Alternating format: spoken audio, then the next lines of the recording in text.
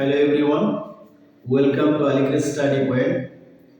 আজকে আমি ডিসকাস করব ভারতের বিভিন্ন রাজ্যের উৎসবসমূহ, অর্থাৎ ফেস্টিভ্যালস অফ ইন্ডিয়ান স্টেটস।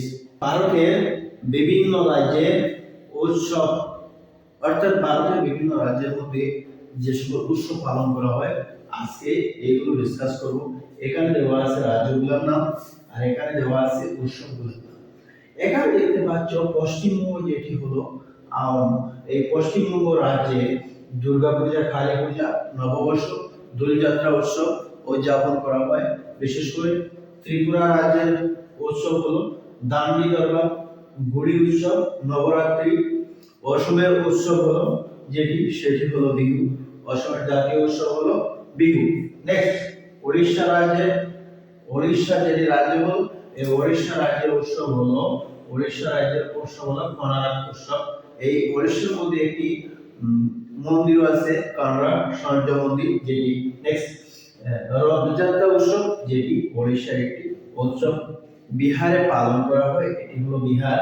এই বিহারের মধ্যে ছট পূজা, করম পূজা উৎসব পালন করা হয়। নেক্সট হলো ঝাড়খণ্ড।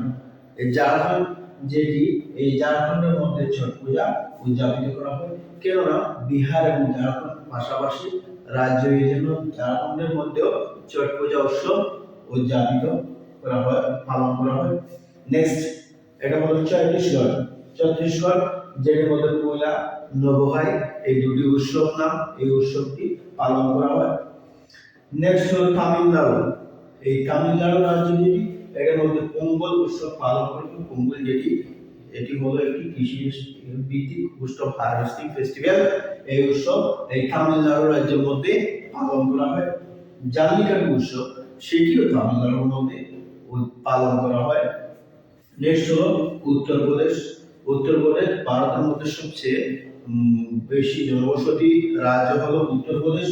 এই উত্তরপ্রদেশ রাজ্যের মধ্যে রামনবমী উৎসব পালন করা হয়। নেক্সট হলো সিকিম, যেটি ভারতের উত্তর দিকে অবস্থিত। সেটি সিকিম রাজ্যে লোসার উৎসব এবং লোসান উৎসব পালন করা হয়। এইগুলি ছাড়াও অন্য আরো বিভিন্ন উৎসব পালন করা হয়। এই যেগুলো এখানে আলোচনা করেছি, এগুলো প্রায় ইম্পর্টেন্ট, অর্থাৎ এক্সামের মধ্যে, পরীক্ষার মধ্যে এইগুলো থেকে প্রায় কোশ্চেন দেখতে পাওয়া যায়। এই জন্য আমি এইগুলো সম্মুখে রেখে আজকে ক্লাস এখানে করেছি, যে ভারতের বিভিন্ন রাজ্যের উৎসব সমূহ। পরবর্তীতে আমি ভারতের বিভিন্ন রাজ্যের মধ্যে কোন কোন জনজাতি বসবাস করে, কোন রাজ্যের মধ্যে সবচেয়ে বেশি জনজাতি বসবাস করে, কোন রাজ্যের জনজাতির খাবার কি, অর্থাৎ কোন রাজ্যে কোন খাদ্য পরিবেশন করা হয়, কোন রাজ্যের সাজ পোশাক কিরকম, এইরকম টপিক নিয়ে পরবর্তী ক্লাসের মধ্যে আমি আপনাদের সম্মুখে আসবো। এখানে আমার ক্লাস সমাপ্ত করলাম। Thank you.